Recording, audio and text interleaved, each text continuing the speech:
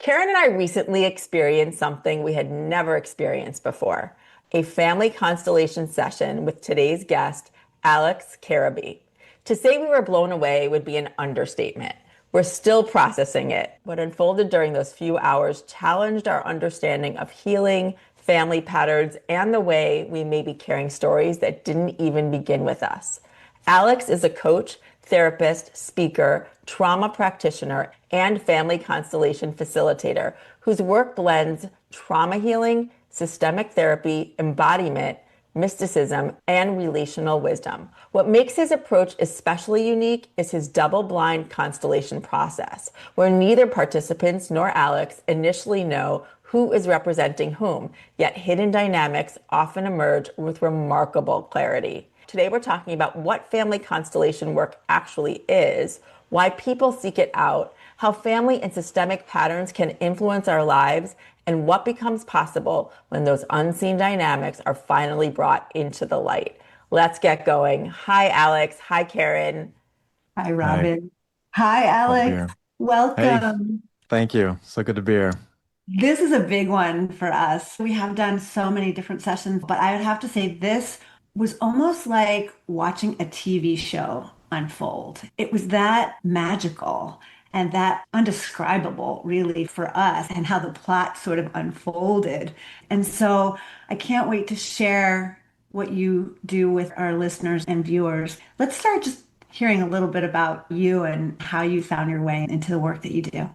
Sure. I think I'll start maybe in the earlier chapter of my life. Having left business school and started working as a management consultant, I found myself eventually feeling the inner conflict arise slowly but surely. A conflict of, is this really where I'm meant to be? Is this really what I'm meant to do? And through a lot of heartache and body ache, I came to the understanding that no, this was not for me. It served its purpose and I learned a lot, but it was not for me for the future. And so I decided to leave that behind and start working more with people more intimately because that's what I felt drawn to help people unfold more of who they are, basically. And that started a process both in terms of externally gathering information, knowledge. It started a process of building the skills necessary to do that kind of work. But perhaps most importantly, it also started an inner journey of clearing out the cobwebs and the strategies and defense mechanisms that prevented me from being the most effective practitioner I could be, but also just the best human I could be. Without it becoming performative, but just like who am I really and who can I become? So along that process, I did some training with NLP Marin, and it's kind of a coaching school that teaches NLP primarily, neuro-linguistic programming in Marin County. And the teacher there, the founder and the main teacher, Carl Buchheit, he also integrates a lot of other sources of insight, wisdom, and knowledge, different mystic modalities. And one of them is constellations. And so I was kind of brought into it through him and his work. And I remember the first time I took part in a constellation. This was in Marin County, probably a good 10 years ago. We gathered in this small gazebo, and the way it worked was there was a client who had an issue that they wanted to explore. But the way Carl does constellations, I can tell you more about how they otherwise work, but the way he does it is this double blind method, which I have taken on myself too. And the way that works is the people present have no idea about the situation that the client wants to explore, no idea about family background or any of the particulars. All we have is a client and they want to explore something. And then two people stand up who volunteer to represent two roles in the constellation, which the facilitator has determined, but no one else knows who or what these roles are. So two people stand up, they get the roles without knowing what they are, and one of them starts walking around in a stupor very slowly and says something to the effect of he feels like he'd been partying all night, very drowsy, tired, almost hungover. The other person is curled up in a ball in the corner and just wants to hide and feels scared and resigned. Then eventually the roles are revealed and the whole situation is disclosed. And the situation that we were exploring was a drunken father and his abused son. And for me, this was just a radical moment. So I'd been flirting with mystic teachings and different philosophies from across the world and was beginning to enter into and feel and embody the idea that, yeah, we're more than our minds. There's more going on here than we think. But this was what really made it land in my system, that holy moly, all this information, all these relational dynamics, they're always here, always present, always affecting us, and we can tap into them. We can tap into this stuff if we have the right conditions and we have the right intention.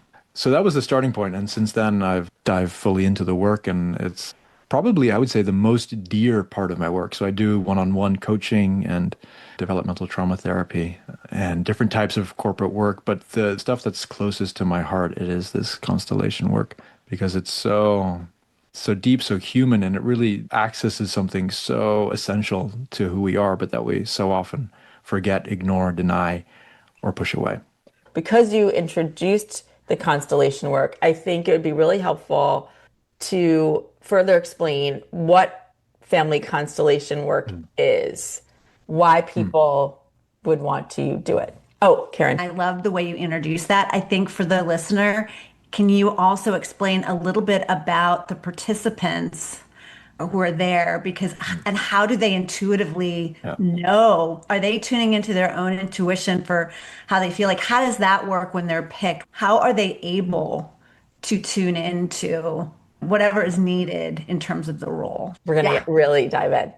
So, family constellations, which also can be referred to as systemic constellations, it's a method that was developed by a man named Bert Hellinger, a German, who spent time with the Zulu in Africa, and he dabbled in family systems therapy and psychodrama, and basically he stumbled upon this method.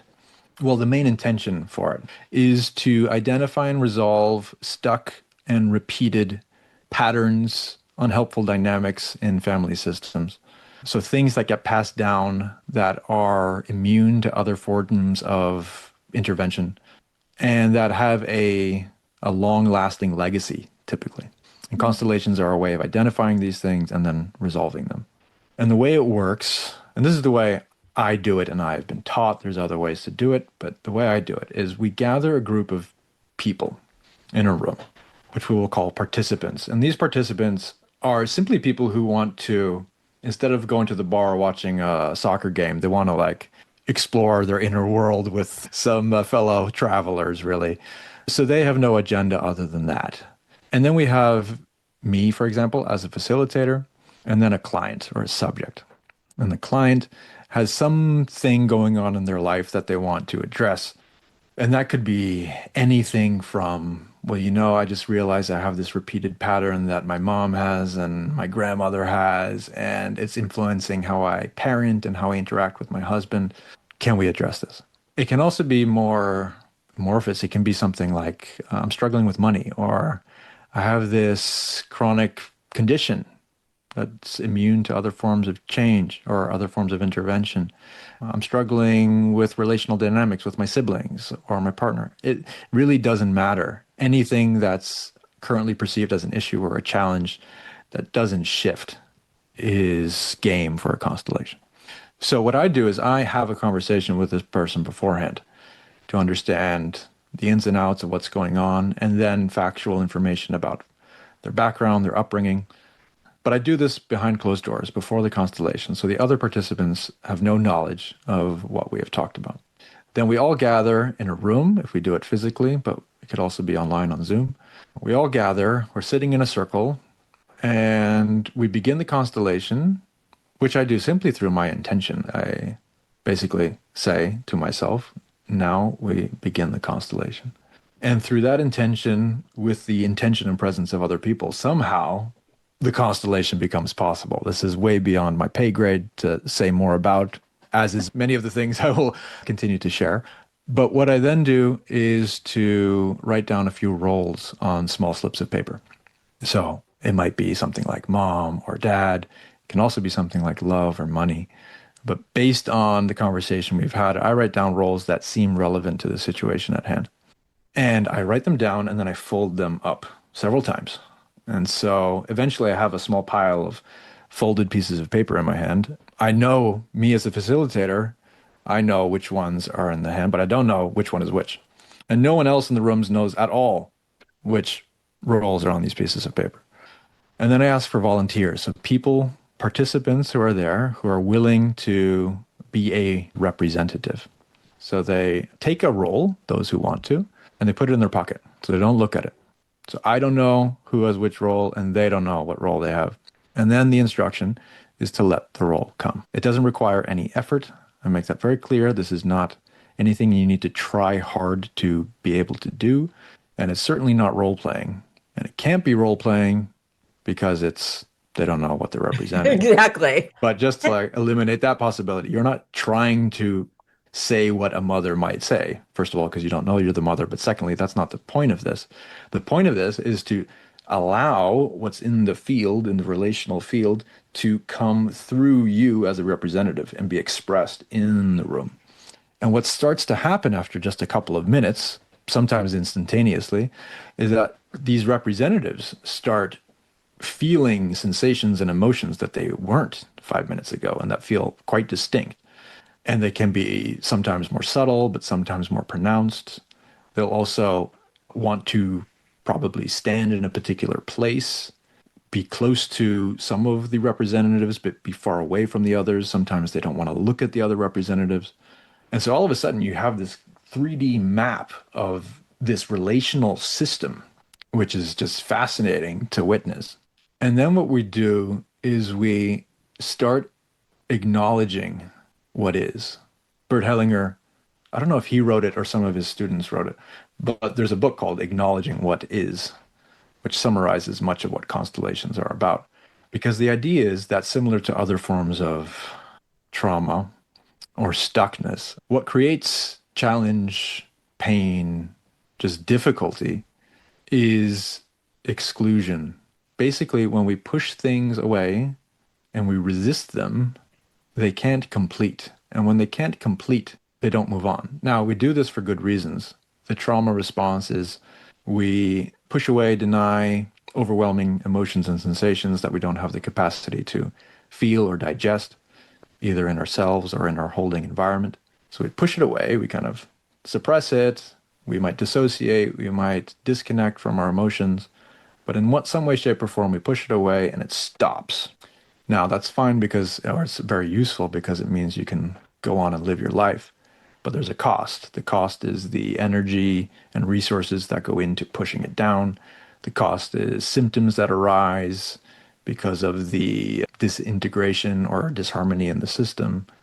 And constellations are a way of including, re-including that which we have excluded. So when there has been something that's been too much or too difficult to deal with in the family system, intergenerationally, what the classic response is to somehow push it away, deny it, in an effort to move on with our lives. But then it's still there in the system and it needs to be dealt with somehow. And if the person to whom it was relevant to doesn't deal with it in their lifetime, it's still there in the system. And so it needs to be acknowledged and processed because otherwise it just gets sent down the family line. And not only that, children have this wonderful but very tragic, not only a tendency, but it's like a necessity almost to try and take on the pain of our parents in a loving but unworkable attempt to say, I love you and I'm going to make it better for you. And so what happens then is you have children holding on to and trying to deal with the pain of their ancestors, which is, you could say, quite honorable in a certain way, but it's completely unworkable and unhelpful. It doesn't help anyone.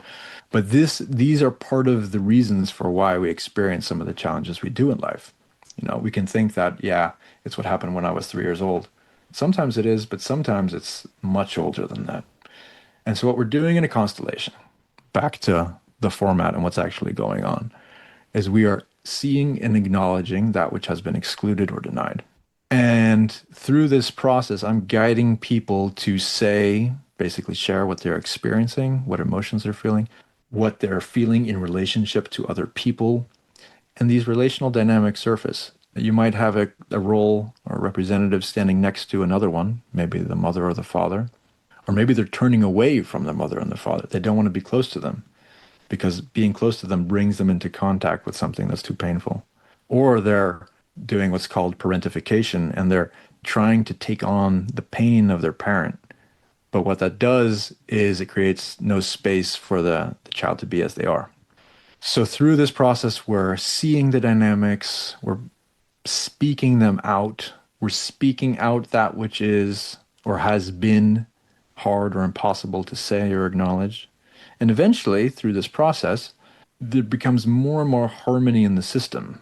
And you saw this in the constellation, right? You have people don't want to look at each other. They're like in pain. It's dramatic and kind of like not fun, just to put it lightly. Although one can have like a certain amount of fun with it, I think it's important to bring some kind of lightness to the endeavor of it. But what happens through the constellation is that things start to get more and more aligned, and people start to take their proper places. We have children not trying to be parents for their parents, but being the child. This is very important for energy to flow properly. We need to be in our proper place. And so eventually things start to feel more harmonious. People feel lighter. Sometimes it ends in a very lovely, tied up little bow, and everyone's has that kind of kumbaya, loving, glowing feeling. Sometimes we don't get there, but we make a step. And for example, I was facilitating a constellation the other day, and we reached the point where most of the system was more in a present, calm, harmonious state, but one particular representative was still on the outskirts, was feeling a lot of shame and exclusion. And no matter what we did in the constellation, it wouldn't move. Now, that can be due to many factors. My lack of skill or competency as a facilitator to be one, or we don't know really what was going on. But this happens in constellations because you can't always resolve everything. And sometimes resolving doesn't mean fixing it neatly. It means letting the person be. And instead of trying to fix this person, which was what the client was trying to do his whole life, it's like, no, that's his job to deal with. I'm going to let him be over there and deal with it himself, and I'm going to move on with my life. So that's basically where we would get to in some way, shape, or form. And then from there, sometimes clients will share that the world feels a little different. Sometimes a radical shift might happen. I had a dear friend who did a constellation, and they'd been trying to get pregnant for years, did a constellation and got pregnant the next week. Wow. Can't prove causation, but it's interesting, and I've heard similar anecdotes. There's no silver bullets, and it's not a guaranteed way of changing anything in particular, but what it does seem to do is do something to the system. And once something starts moving in the system, then the whole rest of the system can move too. Yeah. There's some energetic shift that I think, and I would say as someone participating in it, there's some impact on you as well as the participant, even though For sure. This is something that I like to say at the end, that even though it's apparently the client's constellation, it's also everyone's constellation. yeah. Because you feel a lot as a representative. And having done this enough, it's quite eerie the extent to which, first of all, the people who take the roles tend to be way more often than 50%, more like 70-80%. Genders are the same. So a man will take the father's role, right? Even though they don't know what role they're taking. But then it's quite eerie the extent to which the roles really speak to the representative. And that's partially due to our shared humanity, but also because you get the roles you need to have. Interesting. Well, I wanted to point out too that two important things as well is one is that you also do this virtually, which is how Karen and I were able to participate. And then second, I also wanted to talk about the fact, I think that this is typical, but I'm also asking as a question, but in our experience, the person who was the client who came wanting to have this experience, they actually don't participate in the constellation. They observe and feel, but they're not actually in it, which is even more surprising, I think, as someone who's never done it before. Yeah, we didn't even see her face. Like we didn't really even have that opportunity to see what was going on in her mind as she was watching this all unfold. Yeah, there's different ways to do it. I've been taught this method, and I think Bert Hellinger, the client, is much more, or was much more active, would actually choose who to represent who, it would put the representatives in particular places. And that's certainly not worse. It's just another way of doing it. Mm-hmm. I like to do it in this kind of double blind way where the client's not doing too much. First of all, to just eliminate as much bias and projection as possible. And also because it's in the field that we're working with the field. And so it doesn't really matter for if the client's doing the Yeah, work or no, not. I No? agree. And so I think Yeah. that was so Yeah. interesting. And I think that's the question. I know you just mentioned the field. Can you talk a little bit about what you mean by that? Because my question is where does this information come from? Are these participants channeling? Are they intuitively connecting into the client? Is it a combination? Just what is actually unfolding? Tao Te Ching, it says something to the effect of the Tao that can be named is not the Tao. And so anything we say about this is probably not what it actually is.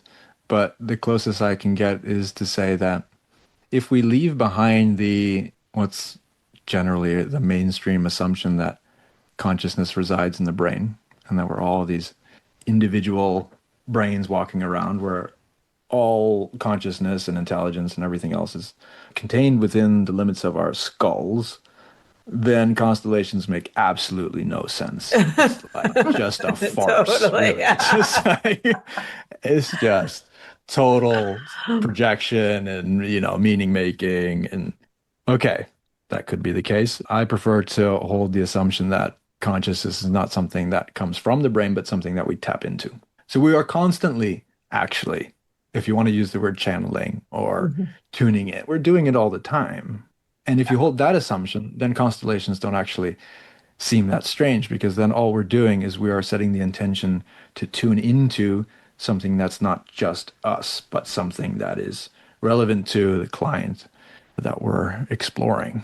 And more than that, I don't know I can say, but it is amazing how clear people do feel these things. Hearing about it, if you haven't done it, you think like, how does this work? It must be so hard. Like, I'm not intuitive. I'm out of touch with my body and emotions. I could never do that. No, I've seen people who think that, and then as soon as this starts happening, it's there. You just know it. And it's really hard to say more than that, but you just know I want to stand here and I'm feeling rage and I have no idea why. Totally. I have to say, like, so again, I'm just gonna reiterate that we did this virtually, and I'd never experienced this. I'd never seen anything like this. And so when we first started the experience, I really just wanted to first see what was going on. I didn't necessarily know if I would participate. And I think a question for you as well in this experience is that you had certain roles that you, just as you said, you had that you put on a piece of paper because you had talked to the client prior to all of us getting together. And just so you know, like we didn't know anybody except for Alex, and I know obviously know Karen, we didn't know anybody who was going to be showing up. And so while we were going through the experience, number one, were you continuing then to create more roles intuitively? Because I don't know how many you had, and you may not remember that specific experience, but is that something that you do when you Yeah. kind of are feeling Yeah. it? You're like, okay, we could use whether you're saying like an emotion or another family member or that kind of thing. Were you Yeah, doing that a little absolutely. on the Yeah. fly a little bit? I'm not creating them. I'm feeling into what Yeah. wants to happen. But sure, yeah, adding roles as we go is part of the process. Because you realize that, okay, there's something going on over there. What's that about? Intuit, guess, try out different roles. Well, and Wherever so there's stuckness, we might need some more attention there. Yeah. yeah, and so there was you had an initial round of roles and that were filled, and then you needed another round of people, and I felt compelled to participate. And so I did, and to your point, all you said to me was like role number seven. Literally, that I just want people to understand. That's you, that's all, and we're virtual, right? So he's not handing me a piece of paper. Alex says, you're role number seven. I'm like, okay. So, and in the Zoom, instead of it saying Robin Miller Brecker, it's going to say roll number seven. Okay. So that And all of a sudden, I am not, and I do consider myself intuitive. I know I can, I think we all are channeling all the time, but I know I can channel with intention. All of a sudden, I felt a certain way. I can't explain it except to say their energy can travel. We all feel each other's energy, even right now on this Zoom, right? And you're feeling me wherever you're listening or watching this. I felt a specific energy that was not my own, but became part of my energetic field. And I felt like and Alex is an excellent facilitator and starts asking certain questions to me and others that are in this new crop of roles. And it was fascinating to be And a part of it. And can I just add, as you're watching this unfold, and that's why I said in the very beginning it was like a TV show, because you could actually see the people who took on the role, you could see them almost transform into this person or whatever role that they were playing. You could see it actually happen. And it was just fascinating, fascinating to Yeah, watch. and deeply emotional. I would say deeply Yeah. emotional. And really, I felt honored to be a part of it. I felt honored to be in the experience. And in my case, I took on the role of a man, right? I was a father. I was actually the grandfather of the person who was receiving and looking for change.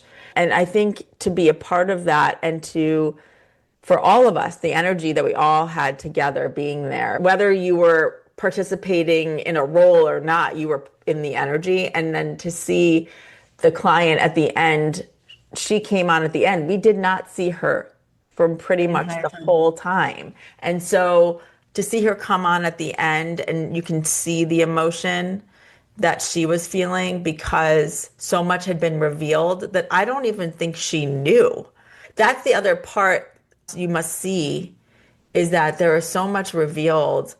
Clearly, none of us knew who didn't know each other or the person, but so much was revealed in that lineage, in these generations, that then really helps to explain, I would assume, Why? why that client came to you looking for help. And the other thing I think too that was so powerful and must be for the client is the grandfather, the mother, the sister. These roles come to life in front of them. So even though the grandfather may have passed away decades ago, it's like bringing them back from the other side and giving them that opportunity to fully express themselves and the reasons and all the things that have happened to them that might have led them to be the way they were, and to see it almost unfold literally like a play in front of you on a stage where you can literally hear from a younger version of your grandmother or a younger version of your mother and see their relationship, their dialogue unfold. I'm getting the goosebumps. Mm. It just brings it to life and the understanding and the empathy. And I'm sure to a certain extent, forgiveness can happen when you truly see the human behind that relative or friend or whoever comes forward. You see the why, you see the what happened, you see the humanness, you see what they've carried and what they have inherited. And it just brings so much sense to the situation. And that for me it was emotional. It was, even though it was not my scenario, my family, I felt the emotion behind all of those players. So it was incredible to watch. I honestly never saw anything like it. And the authenticity of the players, the people that took on those roles and the vulnerability of stepping into a role they had no idea, that was something I was blown away by too. How willing they were to just step into it and share and be in it. It was incredible. No, it's so lovely to hear your experiences. I as well, after every constellation, am filled with gratitude not only for the client and the representatives for their willingness to do this, but also just for the fact of being able to take part in it and thereby as well just being able to take part in life. Yeah. It just brings you into contact with the depths of life and humanity. And I never leave without feeling immense kind of wonder and awe and humility and gratitude. For me, it's also been a way of getting in touch with. So you've mentioned there, like, so you see your grandmother and your mother, and it becomes so much more human. doing this work has brought me into contact with my own ancestors in a completely different way. Where now I have a relationship with, they're all passed. I mean, other than my own parents, they're all passed, further up the family tree, but I feel a connection with them and I relate to them. Yeah. And they've become more 3D for me. For example, my own grandfather passed away before I was born. He was in the war, was mostly just kind of a factoid. That's who he was, but nothing else. And through this work, he's become a person for me that I relate to. He's become more 3D, and that's so nourishing and fulfilling and just lovely. Do you think the participants who are taking on these roles, are they actually almost becoming mini mediums? Like, are they channeling the personality, the story of that family member? Would you go as far as to say that they're bringing them through in a way? Have you felt that? Have you seen that? I'm not experienced enough with mediumship per se to comment on that specifically. My understanding is that we have different roles and labels for different types of ways of interacting with energy or the field or whatever words we want to use, right? We have psychics, we have mediums, channeling. For me, I see it as all the same thing, and we can put constellations Yep. in that same bracket. And we're getting access to information, embodied information. Whether that qualifies as being a medium or not, I don't know. First of all, I think that's a really good way of putting that. You're right. There is something, we do put labels on things, but it is somehow very much all the same. And it shocked me in the sense of someone who, I guess I have been putting labels on things, but just thinking about it as this energetic field.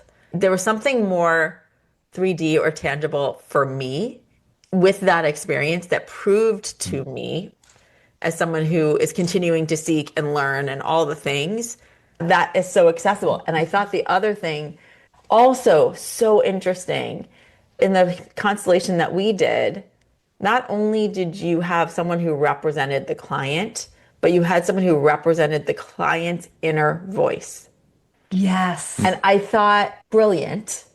Or you said, even the energy of love or the energy of money. All of that is energy. And it's just so important to pull all these different pieces out. I think that's such a really important point you made, Robin, too, about the tangibility of this. We talk on Seeking Center with so many different practitioners who do so many different things. Some are like really on far out woo, and some are very practical 3D kind of spiritual people. And I think we're always excited about the gateway experience, right? And why some people are really comfortable with astrology or numerology because it's a tangible thing that they can kind of understand. And what I love about what you're doing, this is a bridge. It's very much of a bridge kind of a modality where you are addressing something that could be emotionally and physically within a person, but you're doing it in a way that translate their human experience and reminds them about the ancestry and what they're carrying. I think we all forget that our parents were children of our grandparents and on and on and on, and that is really carried within our own selves. And I think we just forget to look at that. We feel so individualized and we don't necessarily look for the root cause within our own ancestry. So I just love this practice because it just does such a great job of connecting the dots, we love to say, and really having people in a very tangible way look at themselves and their family and their history. And what's so lovely about it too is that it's so relevant for not only kind of family issues, but I do organizational constellations. So if there's a issue in a team or in a company or company culture, or even kind of you can look at global situations and challenges. But whatever the situation, you can use a constellation, and that's very effective. And what's so, I think, profound for many people, not only just the wildness of it, Yeah. uh, is the realization that holy moly. So take, for example, the inner voice. So the client in question wanted to explore the relationship with their inner voice, basically, create more space for that. And it's not wrong to do, and sometimes it's very useful to do.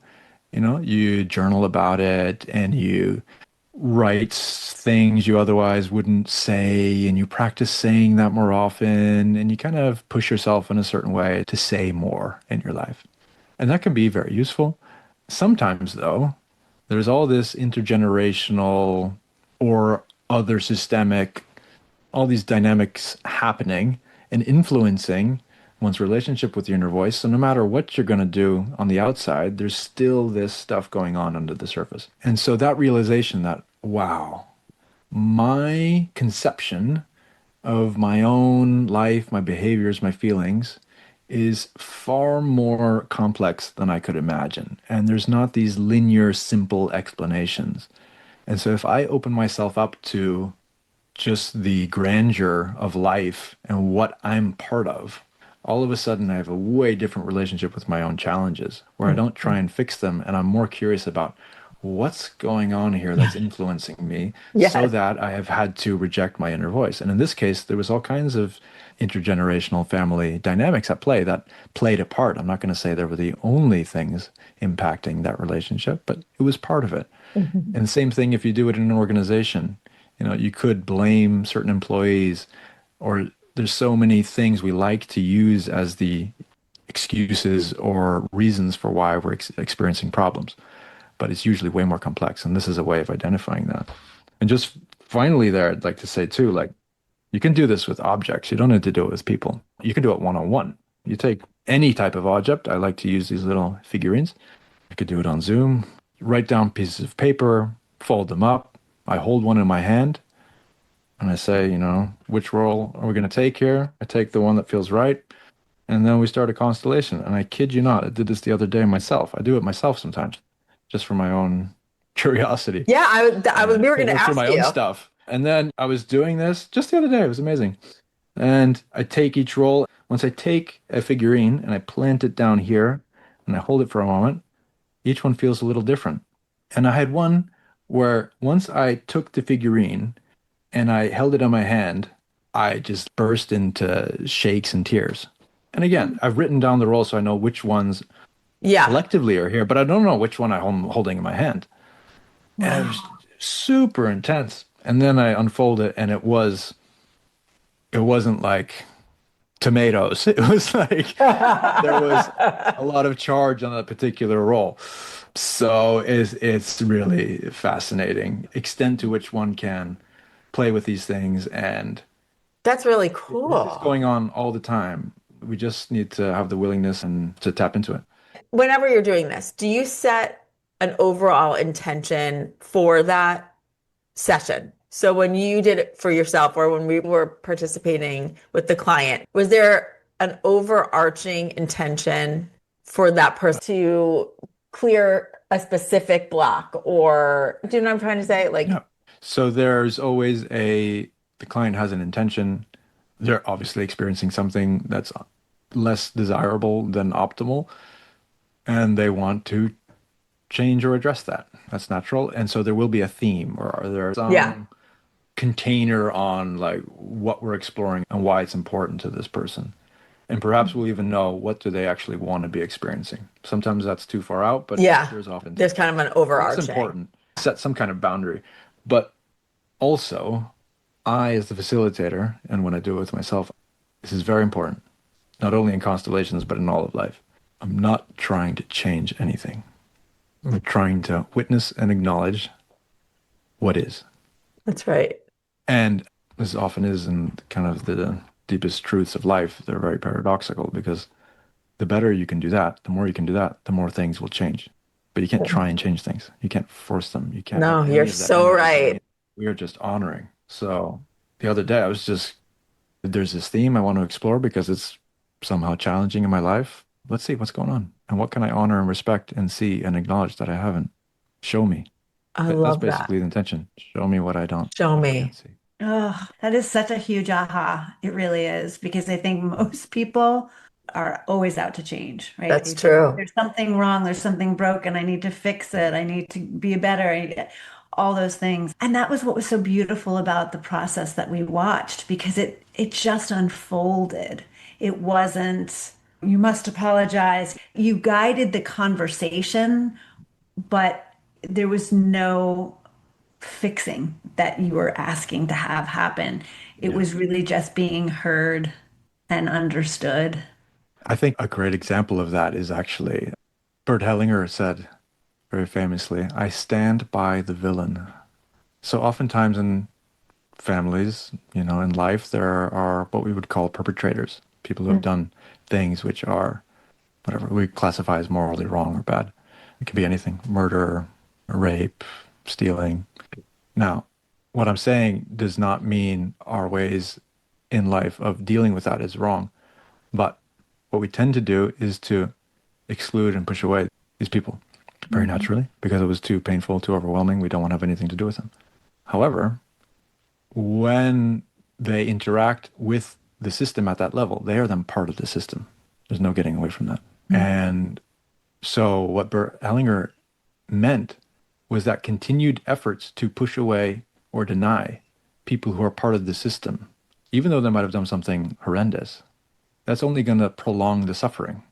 And what we need to do is actually to see and include, and in a certain sense, honor, not what the person has done, but just the person and include them.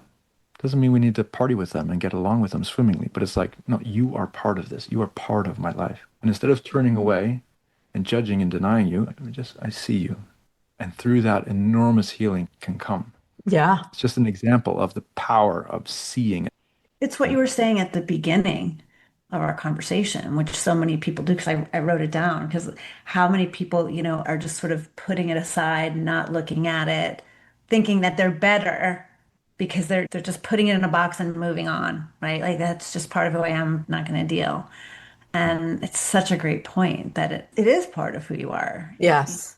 You can't deny that that is. And for some of us, that very thing is part of the reason why we're here, is to go through and learn. And there's just so much wisdom in this experience that, and what was it? I can't even remember how long it was, an hour and a half, maybe? Yeah. 90 minutes. It's one of the experiences that I look forward to participating again. I also feel like it's another tool now in our toolbox for our own growth in this lifetime. And it's something that Karen and I are continuing to talk about with people. It stays with you. Similar to, I know for me, like my own experiences with regression, when I've done past life regression or life between lives type regret, they stay with you in a very, very vivid and visceral way. This to me is at the same level of experience. I can still remember what I felt. It's almost like emblazoned within our energetic data. And so this idea of acknowledge what is, show me what is so important. I really appreciate you saying that it's not about changing. It's about seeing. Oh my goodness, we could talk to you for hours, I think. What a juicy conversation. And important for those who are listening or watching right now. There's a reason you're listening to this specific episode. And I imagine for you, it may be important for you to go check out Alex's work, Family Constellation work. And you can find out more at alexcarabi.com. Do you want to talk a little bit just before we go about how people can work with you? Yeah, so the easiest way is to go to my website, alexcarabi.com. You can reach out to me there. There's information about constellations and other things I do, whether that's the group varieties of systemic and family constellations or organizational constellations or the one-on-one variety. And if you'd like to simply observe or participate in a constellation, not necessarily being a client of one, you can fill in a form on my website and you'll be on my email list for future online constellations. Totally recommend that. Well, thank you so much for the work that you're doing, for following your path. I think it's extremely important. And I know for me, it's changed the way that I think about our family generations, energy, and how energy is presented to all of us and can be. And I also think that you also are helping to show how every single person has this multi layered story and has access to understanding more about why they're here, who they are, where they come from, and all of it. And acknowledging that can really change your path forward. So thank you. Yeah, and reminding us too that I love that analogy of the energy field and how we can all tap in, how we all have that capability. And this is a wonderful way to just experiment a little bit with how that can unfold for you. So I really encourage people to sign up and be part of one of your sessions. Alex, it's just a fascinating one. And I hope we do get to do more because they're beneficial. We all walked away with knowing ourselves better. Yeah. So thank Yeah, you. for sure. Thank you Thank so you so much. much. It was such a treat to talk to you today. I look forward to seeing you again soon. Same. Thank you.